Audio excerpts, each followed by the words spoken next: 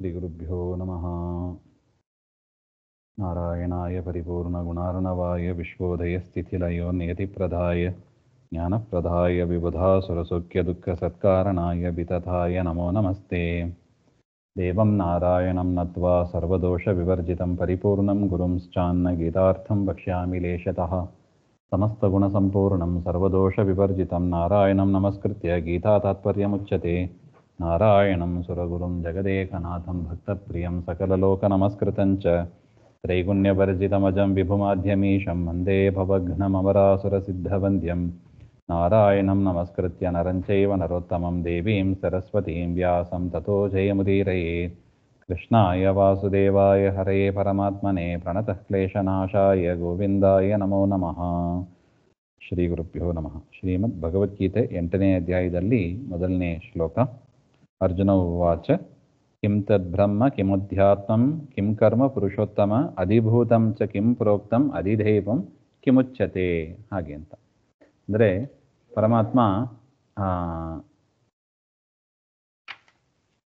ಪರಮಾತ್ಮ ಹಿಂದಿನ ಅಧ್ಯಾಯದಲ್ಲಿ ಕೊನೆಯಲ್ಲಿ ಹೇಳಿದ್ದು, ಸಾಧಿಭೂತಾದಿದೈವಂ ಮಾಂ ಸಾಧಿಯಜ್ಞಂ ಚ ಯೇ ವಿದುಃ ಪ್ರಯಾಣ ಕಾಳೇಪಿ ಚ ಮಾಂ ತೇ ವಿದುಃ ಯುಕ್ತಚೇತಸಃ. ಹಾಗೆ ಅಂತ ಅಧಿಭೂತವೂ ನಾನೇ, ಅಧಿದೈವವೂ ನಾನೇ, ಅಧಿಯಜ್ಞವೂ ನಾನೇ ಅಂತ ಯಾರು ತಿಳಿಯುತ್ತಾರೆ ಅವರು ಪ್ರಯಾಣ ಕಾಲದಲ್ಲಿ ನನ್ನನ್ನೇ ಹೊಂದುತ್ತಾರೆ. ಹಾಗೆ ಅಂತ ಪರಮಾತ್ಮ ಇಷ್ಟು ವಿಚಾರವನ್ನು ಹಿಂದಿನ ಅಧ್ಯಾಯದ ಕೊನೆಯಲ್ಲಿ ಹೇಳಿದ ಮಾತು ಅದು. ಅದಾದ ಮೇಲೆ ಅರ್ಜುನ ಪ್ರಶ್ನೆ ಮಾಡ್ತಾನೆ.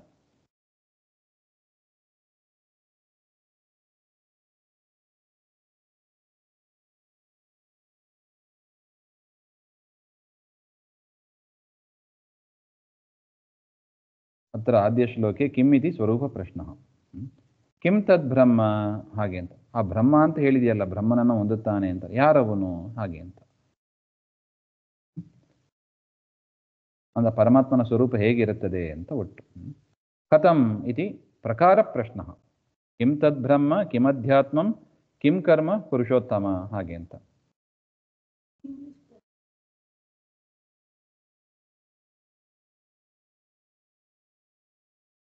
ಅಧಿಗತಃ ಯಜ್ಞಂ ಅಧಿಯಜ್ಞಂ. ಹಾಗೆ ಅಂತ ಇದು ಪ್ರಾದಿಸಮಾಸ. ಅತ್ರ ದೇಹೇ ಅಧಿಯಜ್ಞ ಕಥಂ. ಈ ದೇಹದಲ್ಲಿ ಅತಿಯಜ್ಞ ಅಂತ ಪರಮಾತ್ಮ ನೀನು ಅಂತ ಹೇಳಿದೆಯಲ್ಲ, ಅದು ಹೇಗೆ? ಅದನ್ನ ಹೇಗೆ ಅರ್ಥ ಮಾಡ್ಕೊಳ್ಳೋದು? ಅಸ್ಮಿನ್ ದೇಹೇ ಅಧಿಯಜ್ಞ ಕಹ ಇತಿ ಸ್ವರೂಪ ಪ್ರಶ್ನ. ಈ ದೇಹದಲ್ಲಿ ಅಧಿಯಜ್ಞ ಆಗಿ ಇರುವವರು ಯಾರು ಅಂತ ಆ ಸ್ವರೂಪದ ಬಗ್ಗೆ, ಆ ಸ್ವರೂಪವನ್ನು ತಿಳ್ಕೋಬೇಕು. ಅಧಿಯಜ್ಞ ಅಂತ ಹೇಳಿದೆಯಲ್ಲ ನಾನೇ ಅಂತ, ಆ ಸ್ವರೂಪ ಹೇಗಿರುತ್ತದೆ ಅದರ ಬಗ್ಗೆ ನಮಗೆ ತಿಳಿಸಿಕೊಡು. ಹಾಗೆ ಅಂತ ದೇವರಲ್ಲಿ ಪ್ರಾರ್ಥನೆ. ಅಸ್ಮಿನ್ ದೇಹೇ ಇತಿ ಏತತ್ ಪದದ್ವಯ ಕೃತ್ಯಂ ಪರಿಹಾರ ವಾಕ್ಯ ವಕ್ಷ್ಯಾಮಃ. ಅಂತಕಾಲೇ ಕಿಮರ್ಥಂ ಕಥಂಭೂತಃ ಕೇನ ಪ್ರಕಾರೇಣ ಸ್ಮರ್ತವ್ಯ. ಈ ಪರಮಾತ್ಮನನ್ನು ಅಂತ್ಯಕಾಲದಲ್ಲಿ ಅಂದರೆ ದೇಹ ತ್ಯಾಗ ಮಾಡುವಾಗ ಹೇಗೆ ಸ್ಮರಣೆಯನ್ನು ಮಾಡಬೇಕು, ಪರಮಾತ್ಮನ ಚಿಂತನೆ ದೇಹ ಬಿಡುವಾಗ ಹೇಗೆ ಮಾಡಬೇಕು, ಹಾಗೆ ಅಂತ ಇಲ್ಲಿ ಪ್ರಶ್ನೆ. ಹಾಗೆ ಅಂತ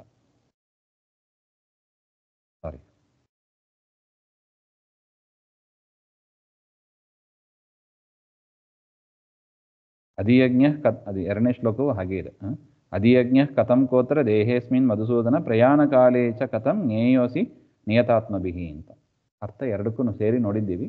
ಅದೇ ಅಧ್ಯಾತ್ಮ ಹಾಗೆ ಅಂತ ಹೇಳಿದೆಯಲ್ಲ, ಅದು ಅವರ ಸ್ವರೂಪ ಅದು ಹೇಗಿರುತ್ತದೆ? ಶರೀರದಲ್ಲಿ ನೀನೇ ಅಧ್ಯಾತ್ಮ ಅಂತ ಹೇಳಿಕೊಂಡಿದ್ಯಲ್ಲ, ಬ್ರಹ್ಮ ಸ್ವರೂಪ ಏನು? ಅಧ್ಯಾತ್ಮ ಅಂದರೆ ಯಾವುದು? ಕಿಂ ಕರ್ಮ, ಏನು ಕರ್ಮ ಮಾಡಬೇಕು? ಅಧಿಭೂತ ಅಂದರೆ ಏನು? ಇದನ್ನೆಲ್ಲ ತಿಳಿಸಿಕೊಡು ಅಂತ.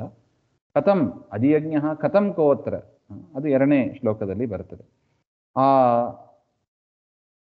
ಅದು ಪ್ರಕಾರ ಪ್ರಶ್ನೆ ಅಂತ ಅದನ್ನೇ ಬರೆದದ್ದು. ಕಥಂ ಅಧಿಯಜ್ಞ, ಹಾಗೆ ಅಂತ ಯಾವ ಪ್ರಕಾರದಿಂದ ಅದು ಅಧಿಯಜ್ಞವಾಗಿ ಇರುತ್ತದೆ, ಹೇಗೆ ಇರುತ್ತದೆ ಹಾಗೆ ಅಂತ. ಮೊದಲನೇದು ಯಾರು, 2ನೇದು ಅದು ಹೇಗೆ ಇರುತ್ತದೆ ಹಾಗೆ ಅಂತ 2 ಪ್ರಶ್ನೆಗಳನ್ನು ಇಲ್ಲಿ ಅರ್ಜುನ ಕೇಳಿದ್ದಾನೆ ಅಂತ ಒಟ್ಟು. ಅದಕ್ಕೆ ಪರಮಾತ್ಮ ಉತ್ತರ ಕೊಡ್ತಾನೆ. ಶ್ರೀ ಭಗವಾನುವಾಚ ಅಕ್ಷರಂ ಬ್ರಹ್ಮ ಪರಮಂ ಸ್ವಭಾವೋ ಅಧ್ಯಾತ್ಮ ಉಚ್ಯತೆ ಭೂತಭಾವೋ ಭವತ್ಕರೋ ವಿಸರ್ಗ ಕರ್ಮ ಸಂಹಿತಃ.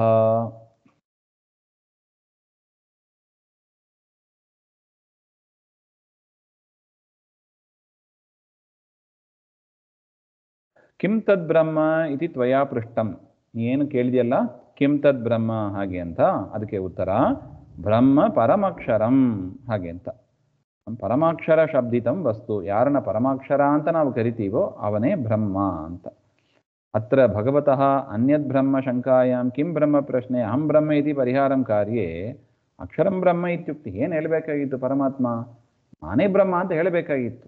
ಆದರೆ ಏನು ಪರಮಾತ್ಮ ಏನು ಹೇಳಿದ? ಅಕ್ಷರಂಬಾದನ ಬ್ರಹ್ಮ ಅಂತ ತಿಳಿ ಅಂತ ಹೇಳಿಬಿಟ್ಟ. ತಸ್ಮಾದಕ್ಷರಂ ಇತ್ಯಾಚಕ್ಷತೆ ಏತಮೇವ ಸಂತಂ ಇತ್ಯಾದೌ ವಿಷ್ಣಾವೇವ ಅಕ್ಷರತ್ವ ಪ್ರಸಿದ್ಧೇಃ ಅಕ್ಷರಂ ಇತ್ಯುಕ್ತೈವ ವಿಷ್ಣುಃ ಬ್ರಹ್ಮ ಇತಿ ವಾ ಅಹಮೇವ ಬ್ರಹ್ಮ ಇತಿ ವಾ ಫಲಿತತ್ವಾತ್ ಅಜ್ಞಾನಾಂ ಅಕ್ಷರತ್ವಂ ಇತಿ ಸ್ವಸ್ಯ ಜ್ಞಾಪನಾಯ ತಥೈವ ವಾಚ್ಯೇಪಿ ಪರಮಂ. ಅಂದರೆ ಕೆಲವರು ಏನು ಮಾಡಿಬಿಡ್ತಾರೆ, ಬ್ರಹ್ಮ ಅಂದರೆ ಯಾರು? ನಾನೇ ಬ್ರಹ್ಮ ಅಂತ. ಈಗ ಅಹಂ ಬ್ರಹ್ಮ, ನಾನೇ ಬ್ರಹ್ಮ ಅಂತ ಹೇಳಿದರೆ ಏನಾಗ್ತಾ ಇತ್ತು? ಓ, ದೇವರು ಅಹಂ ಬ್ರಹ್ಮ ಅಂತ ಹೇಳ್ಕೊಂಡಿದ್ದ, ಅದರಿಂದ ದೇವರು ತನಗೆ ಹೇಳ್ಕೊಂಡುವಾಗ ಅಹಂ ಹೇಳ್ಕೊಂಡಿದ್ದ, ನಾವು ನನಗೆ ಹೇಳುವಾಗ ನಾನು ಹೇಳ್ಕೋಬೇಕು, ನಾನೇ ಬ್ರಹ್ಮ ಅಂತ ತಿಳಿಬೇಕು. ಈ ರೀತಿಯಾಗಿ ವ್ಯಾಖ್ಯಾನ ಮಾಡಿಬಿಡ್ತಾರೆ. ದೇವರು ಎಷ್ಟು ಬುದ್ಧಿವಂತ ನೋಡಿ. ಅದರಿಂದ ದೇವರು ಏನು ಹೇಳಿಲ್ಲ, ನಾನು ಬ್ರಹ್ಮ ಅಂತ ಹೇಳ್ಕೊಂಡಿಲ್ಲ, ಅಕ್ಷರನಾದವ ಬ್ರಹ್ಮ ಅಂತ ಹೇಳ್ಕೊಂಡ್ಬಿಟ್ಟಿದ್ದಾನೆ. ಅಕ್ಷರನಾದವ ಬ್ರಹ್ಮ ಅಂದರೆ ವೇದಗಳಲ್ಲಿ ಹೇಳಿದ್ದಾರೆ, ತಸ್ಮಾದಕ್ಷರಂ ಇತ್ಯಾಚಕ್ಷತೆ ಏತಮೇವ ಸಂತಂ ಹಾಗೆ ಅಂತ ವಿಷ್ಣುವನ್ನೇ ಬ್ರಹ್ಮ ಅಂತ ಹೇಳಿದ್ದಾರೆ. ವಿಷ್ಣುವೇ ನಾನಾಗಿದ್ದೇನೆ ಅಂತ ಪ್ರಸಿದ್ಧ ಇದೆ, ಲೋಕದಲ್ಲಿ ಆಲ್ರೆಡಿ ಪ್ರಸಿದ್ಧ ಇದೆ. ನಾನು ವಿಷ್ಣು ಅಂತ ಪ್ರಸಿದ್ಧ ಇದೆ. ಅದರಿಂದ ಬ್ರಹ್ಮ ಯಾರು? ಬ್ರಹ್ಮ ವಿಷ್ಣು ಅಂತ ಚಂದ ಇದೆ ನೋಡಿ ವಾಕ್ಯ. ಅಕ್ಷರಂ ಬ್ರಹ್ಮ ಪರಮಂ ಅಂತ ಒಂದು ಮಾತಿದೆ. ಅಧಮಂ ತು ಅಕ್ಷರಂ ತದೇವ ವಾಚ್ಯೇಪಿ ಪರಮಂ ಇತಿ ಅಕ್ಷರ ವಿಶೇಷಣಂ. ಅದು ಸಾಮಾನ್ಯ ಅಕ್ಷರ ಇಲ್ಲ, ಪರಮಂ ಅಕ್ಷರಂ ಹಾಗೆ ಅಂತ. ಪರಮಂ ಅಂತ ಯಾಕೆ ವಿಶೇಷಣ ಕೊಟ್ಟ ಪರಮಾತ್ಮ? ಹಾಗೆ ಅಂದರೆ ಪ್ರಕೃತ್ಯಾದೇಹೇ ಅಪಿ ಅಕ್ಷರ ಶಬ್ದಾರ್ಥತ್ವಾತ್. ಪ್ರಕೃತಿಯು ಕೂಡ ಅಂದರೆ ಲಕ್ಷ್ಮಿಯು ಕೂಡ ಏನಾಗಿದ್ದಾಳೆ? ನಿತ್ಯಲೇ. ಅಕ್ಷರ ಅಂದರೆ ಏನು? ನಿತ್ಯ ಅಂತ, ನಾಶ ಇಲ್ಲದವಳು ಅಂತ ಅರ್ಥ. ನಾಶ ಇಲ್ಲದವರು ಯಾರು? ಲಕ್ಷ್ಮಿಯೂ ನಾಶ ಇಲ್ಲದವರು, ಪರಮಾತ್ಮನೂ ನಾಶ ಇಲ್ಲದವರು. ಮತ್ತು ಅಕ್ಷರ ಬ್ರಹ್ಮ, ಬ್ರಹ್ಮ ಅಂದರೆ ಯಾರು? ಅಕ್ಷರ ಅಂತ ಹೇಳಿಬಿಟ್ರೆ ನಾಶ ಇಲ್ಲದವರು ಅಂತ ಹೇಳಿದರೆ ಲಕ್ಷ್ಮಿಯನ್ನು ತೆಗೆದುಕೋಬೇಕು, ಪರಮಾತ್ಮನನ್ನು ತೆಗೆದುಕೋಬೇಕು ಅಂತ ಒಂದು ಸಂಶಯ ಮತ್ತೆ ಬರುತ್ತದೆ. ಅದರಿಂದ ಪರಮಾತ್ಮ ಏನು ಮಾಡಿದ? ಪರಮಂ ಅಕ್ಷರಂ. ಲಕ್ಷ್ಮೀದೇವಿಯು ಕೂಡ ನಿತ್ಯಳು. ಆದರೆ ಲಕ್ಷ್ಮೀದೇವಿಗೆ ನಿತ್ಯಕ್ಕೆ ಯಾರು ಕಾರಣ? ಪರಮಾತ್ಮನೇ ಕಾರಣ.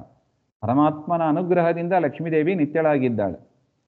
ಅದೇ ರೀತಿಯಾಗಿ ಪರಮಾತ್ಮ ನಿತ್ಯನಾಗಿದ್ದಾನೆ. ಅವನು ನಿತ್ಯನಾಗಿರೋದಕ್ಕೆ ಬೇರೆ ಯಾರಾವುದು ಮತ್ತೊಬ್ಬರು ಕಾರಣರಿದ್ದಾರೋ? ಹಾಗೆಂದರೆ ಬೇರೆ ಯಾರು ಕಾರಣ ಇಲ್ಲ, ಸ್ವತಂತ್ರ. ಪರಮಾತ್ಮ ಸ್ವತಂತ್ರವಾಗಿ ನಿತ್ಯನಾಗಿದ್ದಾನೆ. ಲಕ್ಷ್ಮೀದೇವಿ ಅಸ್ವತಂತ್ರವಾಗಿ ನಿತ್ಯಳಾಗಿದ್ದಾಳೆ. ಅದರಿಂದ ಪರಮಾತ್ಮ ಏನು ಹೇಳಿದ? ಬ್ರಹ್ಮ ಪರಮಂ ಅಕ್ಷರಂ ಅಂದರೆ ಅಹಂ ಅಕ್ಷರಂ ಬ್ರಹ್ಮ ಪರಮಂ ಹಾಗೆ ಅಂತ ತಿಳಿಸಿಕೊಡ್ತಾನೆ ಅಂತ ರಾಯರು ಇಲ್ಲಿ ಅದರ ಸ್ಪಷ್ಟವನ್ನು ನಮಗೆ ನಿಜವಾದ ಅರ್ಥವನ್ನು ತಿಳಿಸಿಕೊಡ್ತಾ ಇದ್ದಾರೆ. ಸ್ವಭಾವ ಶಬ್ದ ನೋಡಿ, ಸ್ವಭಾವ ಅಂತ ಇದೆ. ಸ್ವಭಾವ ಅಧ್ಯಾತ್ಮ ಉಚ್ಯತೆ ಹಾಗೆ ಅಂತ. ಅಂದರೆ ಏನು? ಉಪಕಾರಿತ್ವೇನ ವರ್ತತೆ ಇತಿ ವ್ಯುತ್ಪತ್ತಿಯ ದೇಹಾದಿ ಪದಾರ್ಥವಾಚಿ ದೇಹೇಂದ್ರಿಯ ಅಂತಃಕರಣ ಲಕ್ಷಣ ಪದಾರ್ಥ ಅಧ್ಯಾತ್ಮಂ. ನೋಡಿ, ಅಧ್ಯಾತ್ಮ ಅಂದರೆ ಏನು? ದೇಹ ಇಂದ್ರಿಯ ಅಂತಃಕರಣ ಲಕ್ಷಣವಾದ ಪದಾರ್ಥ ಅಂತ ಒಟ್ಟು ಹೇಳ್ತಾ ಇದ್ದಾರೆ.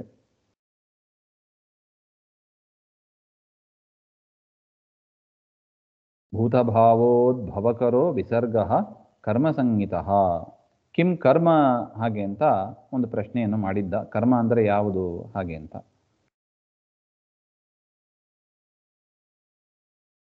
ಅದಕ್ಕೂ ಕೂಡ ರಾಯರು ಬರಿತಾ ಇದ್ದಾರೆ. ಕಿಂ ಕರ್ಮ ಇತ್ಯಸ್ಯ ಉತ್ತರಂ ಭೂತಾನಾಂ ಅಂದರೆ ಜೀವಾನಾಂ ಅಂತ ಅರ್ಥ. ಭಾವಾನಾಂ ಅಂದರೆ ಜಡ ಪದಾರ್ಥಗಳು. ಭೂತಭಾವ ಅಂದರೆ ಏನರ್ಥ? ಭೂತಭಾವೋದ್ಭವಕರ, ಜೀವ ಜಡಗಳನ್ನು ಸೃಷ್ಟಿ ಮಾಡತಕ್ಕವ ಆ ಪರಮಾತ್ಮನ, ಆ ಬ್ರಹ್ಮನ ಕರ್ಮ ಏನು? ಕಿಂ ಕರ್ಮ, ಆ ಬ್ರಹ್ಮನ ಕೆಲಸ ಏನು ಹಾಗೆಂದರೆ ಎಷ್ಟು ಚಂದ ಇದೆ ನೋಡಿ. ಭೂತಭಾವ ಉದ್ಭವಕರ, ಜೀವ ಜಡರನ್ನು ಉತ್ಪತ್ತಿ ಮಾಡೋದೇ ಬ್ರಹ್ಮನ ಕೆಲಸ ಹಾಗೆ ಅಂತ. ದಾಸರು ಹೇಳ್ತಾರೆ ನೋಡಿ, ಸೃಷ್ಟಿ ಸ್ಥಿತಿಲಯ ಕಾರಣ ಗೋವಿಂದ ಹಾಗೆ ಅಂತ. ಜೀವರನ್ನು ಜಡರನ್ನು ಉತ್ಪತ್ತಿ ಸ್ಥಿತಿ ಸಂಹಾರ ಎಲ್ಲವನ್ನು ಇಟ್ಕೋಬೇಕು. ಎಲ್ಲವನ್ನು ಕೂಡ ಯಾರು ಮಾಡ್ತಾನೋ ಅವನನ್ನೇ ಬ್ರಹ್ಮ ಎಂದು ತಿಳಿ ಹಾಗೆ ಅಂತ. ಭೂತಾನಾಂ ಭಾವಾನಾಂ ಉದ್ಭವಕರ ಉತ್ಪತ್ತಿಕರ ವಿಸರ್ಗ ವಿಶೇಷೇಣ ಸರ್ಜನಂ ಈಶ್ವರ ಕರ್ತೃಕೋ ವ್ಯಾಪಾರ. ಇದು ಕರ್ಮ. ಆ ಬ್ರಹ್ಮನ ಕೆಲಸ ಏನು ಅಂದರೆ ಸೃಷ್ಟಿಯಾದಿಗಳನ್ನು ಮಾಡೋದು, ಸೃಷ್ಟಿ ಸ್ಥಿತಿ ಸಂಹಾರಗಳನ್ನು ಮಾಡೋದನ್ನು ಪರಮಾತ್ಮನ ಕರ್ಮ ಎಂದು ತಿಳಿ, ಅವನ ವ್ಯಾಪಾರ ಅದು ಎಂದು ತಿಳಿ ಅಂತ ಒಟ್ಟು ಕೃಷ್ಣ ತಿಳಿಸಿಕೊಟ್ಟಿದ್ದಾನೆ. ಇಲ್ಲಿ ಅಹಂ ಅಂತ ಯಾಕೆ ಹೇಳಿಲ್ಲ ಎಂಬುದು ಚೆನ್ನಾಗಿ ಇಟ್ಕೋಬೇಕು. ಕೃಷ್ಣ ತನ್ನನ್ನೇ ಬ್ರಹ್ಮ ಅಂತ ಹೇಳ್ಕೋಬಹುದಾಯಿತು, ಅಹಂ ಬ್ರಹ್ಮ ಅಂತ ಹೇಳ್ಬಹುದಾಯಿತು. ಅಹಂ ಬ್ರಹ್ಮ ಅಂತ ಹೇಳಿದರೆ ನಾವೇನು ಆಸರೆ ಮಾಡ್ಕೊಂಡ್ಬಿಡ್ತೀವಿ, ನಮಗೆ ಹೇಳುವಾಗ ಓ ಅಹಂ ಬ್ರಹ್ಮ, ನಾನು ಬ್ರಹ್ಮ ಅಂತ ತಿಳ್ಕೊಂಡ್ಬಿಡ್ತೀವಿ. ಹಂಗಿಲ್ಲ, ನಾವು ಬ್ರಹ್ಮ ಅಲ್ಲ, ನಾವು ಎಂದಿಗೂ ದಾಸರು, ದೇವರೊಬ್ಬನೇ ಬ್ರಹ್ಮ ಈಶ ಹಾಗೆ ಅಂತ. ಆ ಅರ್ಥ ಬರುವುದಕ್ಕಾಗಿ ಪರಮಾತ್ಮ ಏನು ಹೇಳಿದ, ಅಕ್ಷರಂ ಬ್ರಹ್ಮ ಪರಮಂ ಹಾಗೆ ಅಂತ ಅಹಂ ಶಬ್ದವನ್ನು ಹೇಳಿದೆ. ಈ ರೀತಿಯಾಗಿ ಪರಮಾತ್ಮ ಹೇಳಿದ್ದ ಅಭಿಪ್ರಾಯ ಅಂತ ರಾಯರು ನಮಗೆ ಸ್ಪಷ್ಟಪಡಿಸ್ತಾ ಇದ್ದಾರೆ. ಇದರಿಂದ ಬ್ರಹ್ಮ ಅವನ ವ್ಯಾಪಾರ ಯಾರು ಅಂತ ಹೇಳಿದಂತೆ ಆಯಿತು. ಇದು ಅರ್ಜುನನ 2 ಪ್ರಶ್ನೆ ಆಯಿತು. ಇನ್ನು ಅನೇಕ ಪ್ರಶ್ನೆಗಳಿದೆ, ಅದು ಅಧಿಭೂತ ಅಂತೆಲ್ಲ ಕೇಳಿದ್ದಾನೆ, ಅದನ್ನು ಮುಂದೆ ಹೇಳ್ತಾನೆ, ಮತ್ತೆ ನೋಡೋಣ. ಶ್ರೀಮಧ್ವಾಂತರ್ಗತ ಶ್ರೀಕೃಷ್ಣ ಅರ್ಪಣಮಸ್ತು. ಶ್ರೀಹರೇ ನಮಃ.